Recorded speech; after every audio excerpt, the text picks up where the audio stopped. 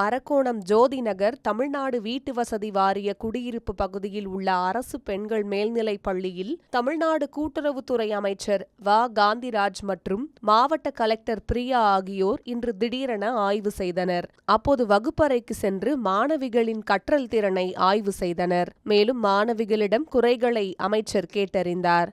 அப்போது பள்ளியில் ஆசிரியர்கள் பற்றாக்குறையாக உள்ளனர்.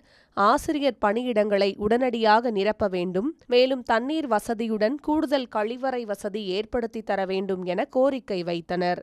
அதற்கு அமைச்சர் காந்திராஜ், கோரிக்கைகள் அனைத்தும் விரைவில் நிறைவேற்ற நடவடிக்கை எடுக்கப்படும் என்றார். பின்னர் மாவட்ட ஆட்சியர் பிரியா பள்ளி நிர்வாகத்திடம் ஏன் பள்ளியில் இவ்வளவு குப்பைகள் இருக்கு, பள்ளி கழிப்பறையில் தண்ணீர் இல்லாமல் விட்டது உங்கள் தப்பு என லெஃப்ட் அண்ட் ரைட் வாங்கினார். வாய்ப்பு இருக்குல்ல, அப்போ என்ன ஆகும், தண்ணி இல்லைன்னா அது அப்படியே விட்டுட்டு போயிடுவாங்க. சரியா? அதனாலதான் அவ்வளோ ஸ்ட்ரிக்ட் ஆகுது.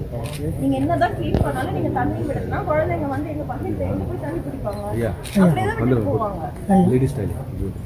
எல்லா பசங்க வெளியில போற வரைக்கும் நீங்க பேசிக்காவே நீங்க பசங்க கொடுக்க மாட்டேன்றீங்க. ஆனா அது வேணும் இது வேணும்ன்றீங்க. பேசிக்கா not giving water to the toilet. சரிங்களா? இதுதான் முறையாக சொல்லியிருக்காங்க.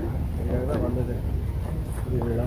நீங்கள் மற்றதெல்லாம் கேட்குறீங்க, இதெல்லாம் ஆசிரியர் கேட்குறீங்க. அங்கே வந்து